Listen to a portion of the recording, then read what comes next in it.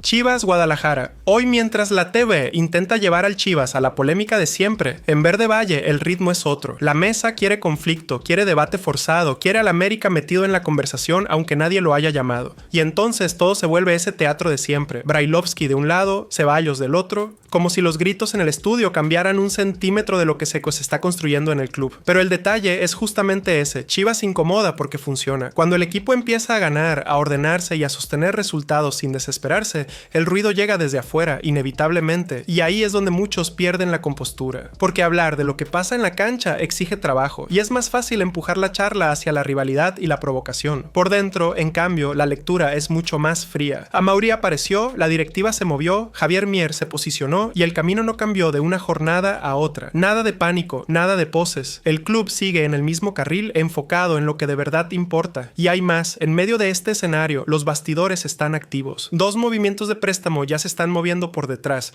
un jugador saliendo y otro llegando. Te lo voy a contar bien, sin rodeos. Entonces es así, afuera, ruido, adentro, cabeza fría. Y movimiento en marcha. Vamos al video que te voy a contar todo, detalle por detalle. Amigo rojiblanco, revisa si ya estás suscrito al canal Reportero Rojiblanco Noticias. Aquí hay Chivas por la mañana, por la tarde y por la noche. Ayúdanos a llegar a la meta de 5,000 suscriptores. Gracias de verdad. Seguimos. El Clausura 2026 todavía está arrancando en el calendario, pero en Guadalajara la lectura ya cambió. No por una tabla semanal ni por el ruido del arranque, sino por el peso que empieza a tomar la suma completa de la temporada. La Liga MX dejó claro el criterio. Apertura 2025 más Clausura 2026. Ese acumulado define al mejor equipo del año. Y en ese corte, Chivas no aparece como una anomalía ni como una moda del momento. Aparece como un equipo metido de lleno en la conversación. Toluca marca el paso por ahora. Cruz Azul y Tigres se mantienen cerca. Y el Guadalajara viene detrás, con distancia real, medible, no simbólica. La diferencia no es abismal. Es una brecha que se trabaja partido a partido, entendiendo que el premio anual no se gana con un pico, sino con constancia. Ese contexto cambia la lectura de cada fecha. Ganar ya no es solo sumar 3 puntos en la jornada. Es no ceder terreno en la tabla larga. Es sostener ritmo mientras otros alternan. Es competir sabiendo que cada decisión pesa más allá del fin de semana. En la cancha, la secuencia no fue improvisada. Las alineaciones se repitieron más de lo que se tocaron. Los ajustes llegaron cuando el partido lo pidió, no por ansiedad. El equipo resolvió encuentros cerrados, supo administrar ventajas y respondió cuando el juego exigió cabeza fría. Ese comportamiento es el que alimenta la tabla anual. No se trata de goleadas sueltas ni de noches redondas. Se trata de sumar aún cuando el partido no fluye, de mantener orden cuando el entorno empuja a acelerar, de entender que el torneo es una línea continua. Por eso el momento del Chivas no se explica solo con la posición actual del Clausura. Se entiende mejor desde el lugar que ocupa en la temporada completa. Un escenario que incluye prestigio deportivo, lectura institucional y también un incentivo económico que la propia liga pone sobre la mesa. El $1,000,000 no aparece como objetivo declarado, pero está ahí como consecuencia de competir de forma sostenida. No es discurso, es cálculo. La pausa de la liga no corta ese proceso, lo congela, y cuando el Guadalajara vuelva a la actividad, lo hará en un partido fuera de casa, ante un rival directo, en un estadio que exige concentración total. No como examen de credenciales, sino como continuación de un camino que ya empezó. El Clausura sigue, la temporada también, y Chivas ya juega pensando en las dos. Con ese escenario ya en marcha, la lectura también bajó desde arriba. Con el torneo avanzando y el equipo respondiendo en la cancha, el siguiente movimiento no fue deportivo, fue institucional, y apareció en el momento exacto. Amaury Vergara estuvo en el entorno del equipo, no como visita simbólica ni como gesto para la foto. Apareció cuando el Guadalajara ya había mostrado orden, continuidad y respuestas bajo presión. Eso cambia completamente la lectura. No es corrección, es acompañamiento. El contexto importa.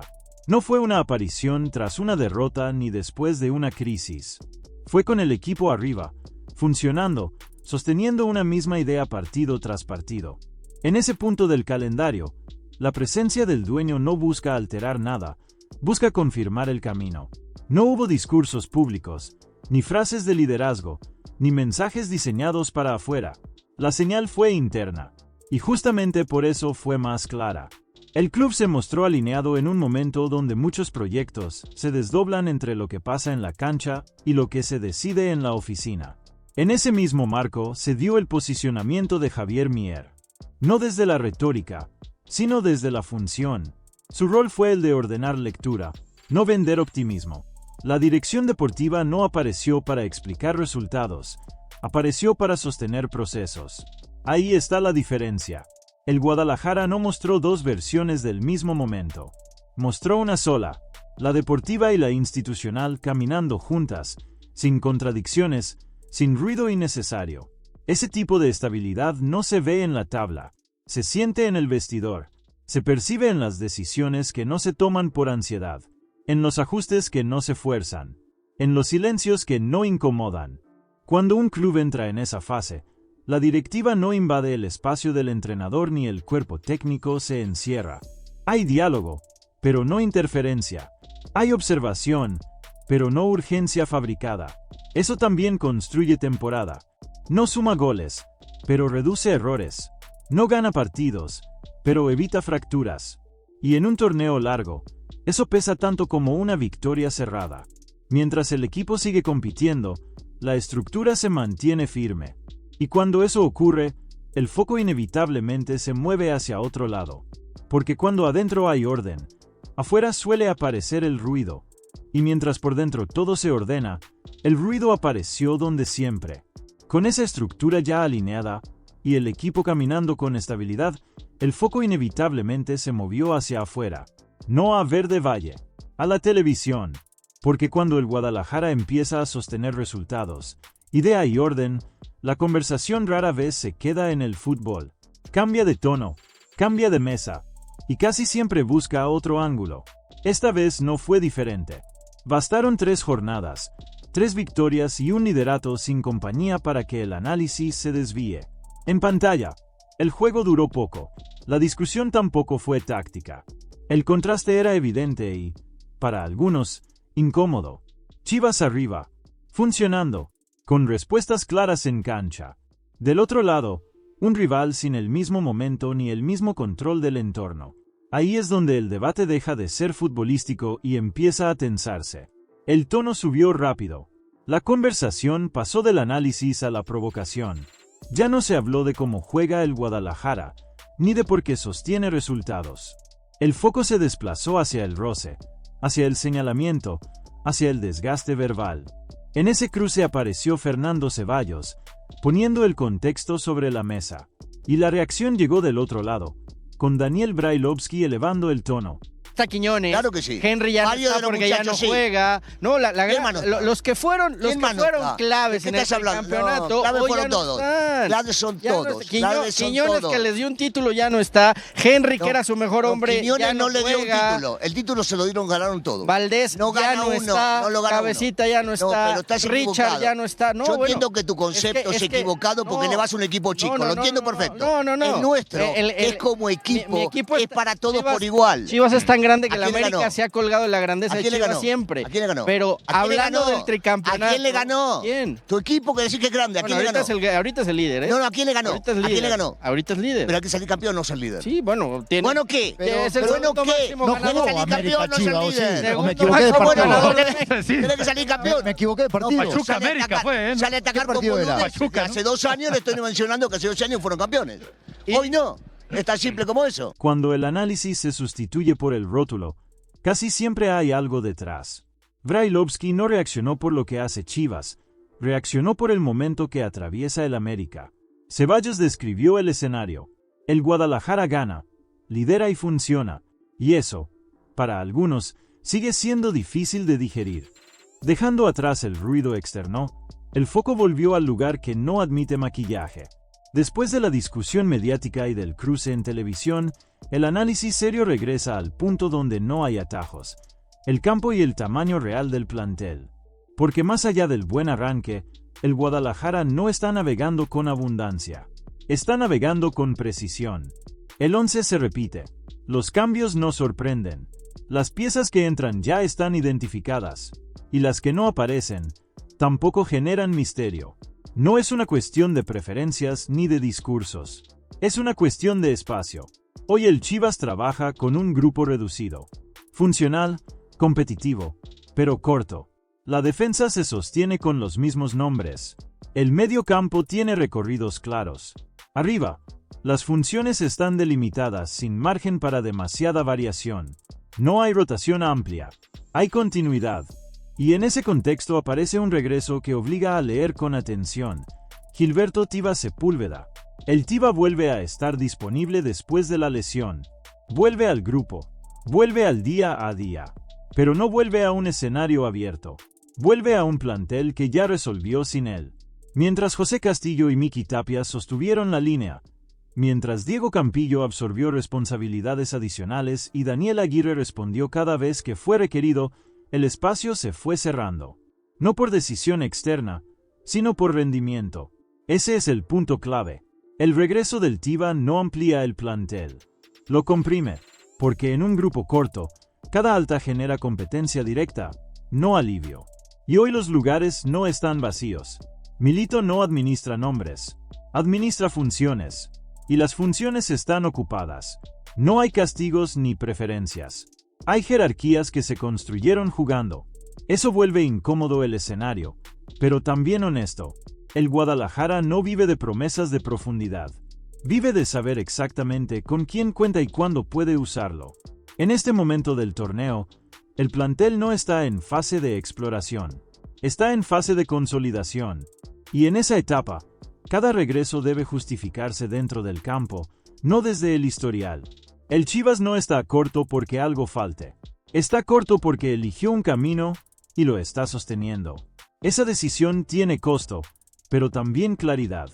Y esa claridad es la que permite entender por qué algunos nombres se afirman, por qué otros compiten desde atrás y por qué cada ajuste se siente más de lo habitual. No es una alarma, es una lectura, porque cuando el margen es reducido, cada futbolista deja de ser opción y pasa a ser definición. Y ese escenario, tarde o temprano, pone a prueba a todos. Con ese límite ya expuesto, la conversación naturalmente se mueve hacia otro punto. Los jugadores que, dentro de ese mismo grupo reducido, pasaron de ser cuestionados a convertirse en piezas constantes del funcionamiento. Ahí aparece el siguiente nombre. Con ese margen ya definido, algunas respuestas empezaron a consolidarse. Con un plantel corto y roles cada vez más claros, el foco se mueve naturalmente hacia los futbolistas que pasaron de ser incómodos en la conversación a volverse constantes en la cancha. No por relato, por uso. Ahí aparece Daniel Aguirre. Durante meses, su nombre estuvo asociado a la duda. Fichaje discutido desde el origen. Llegada en un contexto poco favorable y con antecedentes de pocos minutos. No generó expectativa, generó escepticismo. Pero el torneo no se juega en retrospectiva, se juega en el presente. Y en ese presente, Aguirre empezó a aparecer donde el equipo lo necesitaba. No fue un movimiento inmediato. Primero entró como alternativa, después como ajuste, más tarde como solución puntual. Y, sin hacer ruido, fue quedándose. Hoy Aguirre no es sorpresa, es recurso. Ha jugado por derecha, por dentro, como apoyo defensivo y como salida limpia. No destaca por un gesto aislado, sino por su capacidad de sostener el ritmo del equipo cuando entra. Compite, no se esconde y entiende la función que le toca cumplir en cada partido. Eso es lo que cambia la lectura. No es que levantó, es que encajó. Mientras otros nombres necesitan contexto favorable para rendir, Aguirre responde en escenarios incómodos, partidos cerrados, tramos de presión, momentos donde el equipo necesita orden más que brillo. Ahí aparece. Y cuando un cuerpo técnico empieza a usar a un futbolista en distintos momentos del partido, la señal es clara. No se trata de insistencia. Se trata de confianza operativa. En un plantel corto, esa confianza vale doble. Porque cada minuto que Aguirre suma no es experimental. Es funcional. No desplaza a nadie por nombre. Se gana el espacio por utilidad. Eso explica por qué hoy su presencia ya no genera debate interno. Genera continuidad. Entra, cumple, sostiene y sale sin desordenar al equipo. Algo que, en este Chivas, pesa más que cualquier gesto individual. La transformación no está en su discurso ni en su historia personal. Está en la secuencia de decisiones que lo mantuvieron en cancha. Y esa secuencia no suele equivocarse. Con esa pieza ya integrada al funcionamiento, el siguiente punto aparece casi por inercia. Los futbolistas que, sin estar hoy en Verde Valle, siguen influyendo en la conversación deportiva del club. Con el equipo respondiendo en la cancha y el entorno deportivo bajo control, la atención interna empezó a desplazarse de forma natural. No hacia el ruido externo ni hacia la euforia del arranque, sino hacia un punto que en Verde Valle siempre se revisa cuando el calendario avanza: el ataque. El clausura apenas empieza, pero la lectura dentro del club es clara. El ritmo se va a cargar. Los viajes se acumulan. Las rotaciones dejan de ser una opción y se vuelven necesidad. Y cuando el margen se estrecha, el área rival es el primer lugar donde se buscan respuestas adicionales. No por urgencia, sino por previsión. En ese escenario, la directiva empezó a evaluar alternativas que no alteren el funcionamiento actual ni comprometan el proyecto. La consigna es específica: sumar sin romper. Añadir una pieza puntual, con impacto inmediato, pero sin arrastrar decisiones de largo alcance ni desordenar el vestidor. Ahí es donde el mercado se vuelve quirúrgico. No se está buscando un nombre para encabezar carteles ni un fichaje que obligue a mover todo alrededor. Se analiza un perfil concreto, capaz de ofrecer variantes en el área, lectura de espacios y presencia en momentos donde el partido se cierra. Un recurso más, no un cambio de eje. En ese proceso apareció un nombre conocido para la afición, pero complejo por todo lo que implica. Un futbolista que, apenas se menciona, divide opiniones sin necesidad de mayor contexto. El nombre es JJ Macías. Dentro del club la lectura es directa. Cuando está en condiciones, Macías entiende el juego, ataca bien los espacios, tiene gol y ofrece un registro distinto al que hoy existe en el plantel. No es un delantero fijo ni ajeno al funcionamiento colectivo. En un equipo que genera volumen y pisa el área con constancia, su perfil encaja desde lo futbolístico. El punto incómodo es otro, y no se disimula: lo físico. Su recorrido reciente está marcado por interrupciones largas, regresos incompletos y ritmos que nunca terminan de estabilizarse. Ese historial es el filtro principal. Y justamente por eso, la fórmula que se analiza no pasa por compra ni por compromisos extensos. La vía que se estudia es un préstamo de 6 meses. 6 meses como periodo de evaluación real. 6 meses para medir disponibilidad, respuesta física y encaje dentro del modelo de Gabriel Milito. 6 meses sin atar al club más allá del torneo, ni condicionar decisiones futuras. Aquí está entonces el comunicado oficial por parte de la Federación Mexicana de Fútbol, Vero, donde argumenta ya confirmado la elegibilidad de los futbolistas Richard Ledesma y Brian Gutiérrez para representar a nuestra selección nacional. Por lo tanto, ambos jugadores podrán participar en los partidos de preparación ante Panamá y Bolivia. Por esto del one-time switch, por esto del USA o México. Oh, and right on time, Yes. Porque pensábamos que a lo mejor no la armaban, ¿eh? Con eso de que todo se hace lentamente o de último momento. Sí, ya sabía Javier Aguirre que los querías convocar. Yo no sé por qué en el momento se hacía el trámite, pero qué bueno que ya está listo, porque, mira, yo quiero que al menos se pruebe, ya que se va a llevar toda esta cantidad de la base de Chivas a esta convocatoria. Entonces ponlos, pues si ellos ya se conocen a la perfección, y qué mejor que entre ellos te puedan dar muy buenas sensaciones de que puedan varios de ellos levantar la mano. Bien lo dice el zurdo. Sí, yo tampoco creo a lo mejor los 8 puedan armarla para la lista final, pero ¿qué tal unos 4? ¿Qué tal unos 5? A ver, yo sé que no nos creemos que hoy en día Chivas pueda ser la base de la selección mexicana, pero claro que lo puede ser. Entonces, que pongan estos dos jóvenes que para mí, a ver, sí, yo sé que Brian Gutiérrez lo hemos visto muy poco, lo conocemos mucho de lo que hemos escuchado de la MLS y cómo viene, perfecto, pero ¿qué me dicen de Richie, no? Que ya lleva un segundo torneo, que la ha armado espectacular desde que llega como nuevo refuerzo a Chivas, y a mí me parece que también con su historial, que ya pisó por Europa, que obviamente ha sido fundamental en el 11 de Chivas, pues oye, vámonos, aviéntate al ruedo. Bien lo dices tú, a lo mejor con Panamá te vas a ir con todo el Arsenal que ya conoces, pero ¿qué tal como en Bolivia? Y es más, también pon a Acevedo. Como dices, no hay que pasearlo, hay que ponerlo también a prueba. Acevedo para mí se me hace porterazazazo y las papas que ha sacado en un equipo bueno, como por eso, Santos. pero entonces, por eso también nosotros tenemos que decir acá que ha citado jugadores que no los ha utilizado. Capaz que cita 8 jugadores de Chivas y utiliza 2. Es normal. Porque es así. Es la decisión del técnico. Y no tengo nada en contra de los muchachos de Chivas. Al revés, digo, están haciendo un torneo hasta el momento de 9 puntos, tienen 9. Pero yo no sé si van a jugar los 8. Gilberto Mora, por cierto, está lastimado y esto presentó la Federación Mexicana de Fútbol argumentando que causa baja de selección. Tras una valoración realizada por el área médica, causa baja y es convocado Alexis Gutiérrez. El Loco Abreu opinó esto en la parte inicial de la temporada sobre Gilberto Mora.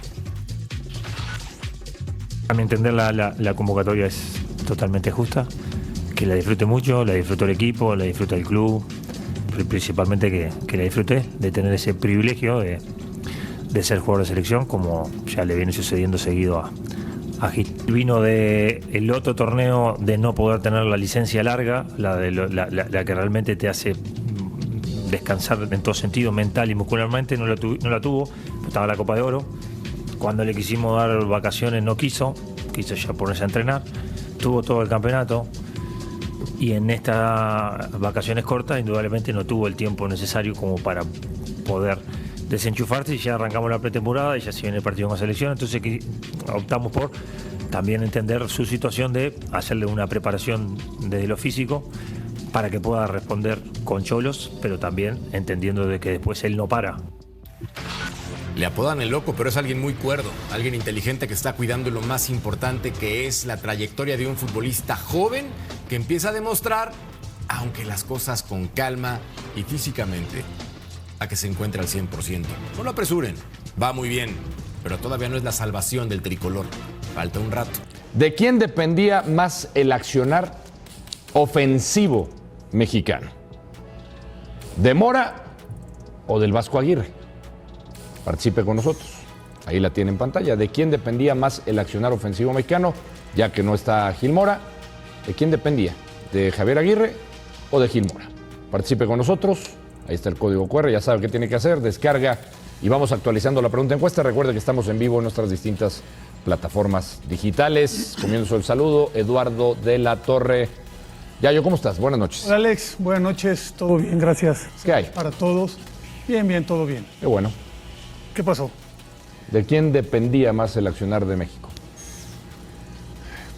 Difícilmente o pocas veces depende de un solo jugador. Tiene que ser alguien ya muy probado, alguien ya muy calado, alguien ya con una carrera amplia. Entonces no puede ser de un jugador tan joven lo que dependa el accionar ofensivo. Pero en la mayor tuvo detallitos, destellos, pedía el balón, pero diferente. Eso no te alcanza a generar ofensivamente, ¿no?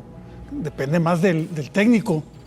El técnico que es el que propone y es el que elige a esos jugadores, ¿no? Ya. Pero yo, un jugador, salvo 2 o 3 en el mundo, sí pueden depender de ellos el accionar ofensivo.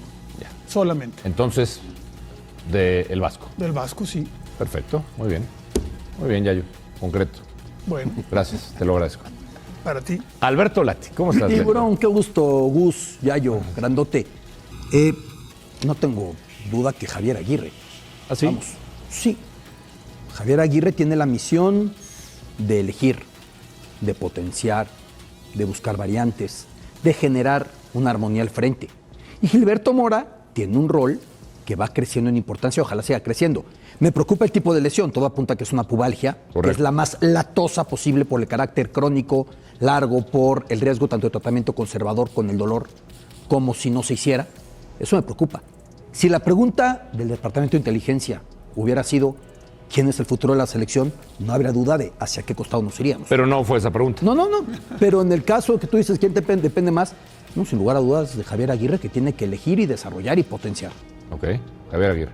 Disculpa, no podemos caer en preguntas tan obvias como la que sugeriste, pero... Esta me pareció. No, esta me pareció. Que no, porque, bueno. Ya tú y el señor de la Torre dieron su opinión hacia el Vasco, ¿está bien? Quiero ver qué dicen los demás. ¿Cuántos futbolistas mexicanos ha habido en la historia que dependa de ellos solos la ofensiva del tricolor? En la historia. Pocos contados. Desafortunadamente. Ojalá pudiéramos decir 30. 2, 3. Ojalá pudiéramos decir 40. Ahorita lo recapitulamos. Carlos Hermosillo. Charlie, ¿cómo estás? ¿Cómo estás, Ale? ¿Qué dices? Saludarte a ti, a mis compañeros y a todos en casa. Te veo risueño. Tienes risueño hoy. Sí. Está de buenas. Bueno, sí, siempre. No siempre, pero Es muy alegre. hoy Oye, sí te veo más primero explícame, sonriente. ¿de quién dependía más el accionar del ofensivo? ¿Cuál accionar ofensivo si no tenemos? Ajá, mira. Bueno, O sea, generamos. O sea, ahora, generamos- fíjate qué postura tan interesante. Diferente. Generamos volumen ofensivo como para que nuestros delanteros puedan. Y cuando está Mora en la cancha, ¿no se ve diferente? Es un jugador diferente, sí, Bueno. indudablemente, pero eso no quiere decir que él es un generador ofensivo. Es un jugador diferente, sí, pero yo creo que tiene mucho que ver en un planteamiento de un técnico también. Ok. Yo creo. Pero yo te diría, si me dijeras que la selección genera un volumen ofensivo muy importante, te diría, bueno, pues Perfecto, entonces me está diciendo que México no juega nada ofensivo, que no es del genera, técnico, no genera, que no tiene- genera gracias al técnico. Y no genera. me estás diciendo. No es gracias al técnico, no genera desde el proceso de los mundialista anteriores. anterior. Desde los anteriores. Entonces, Por eso. te voy a decir Javier Aguirre también. Bueno, está bien. Muy bien. Gracias. El monólogo. A ver, quiero ver tu speech interesante de hoy, que yo sé que lo traes. ¿Cuál era la pregunta? Gustavo Mendoza, ¿cómo estás? Buenas noches.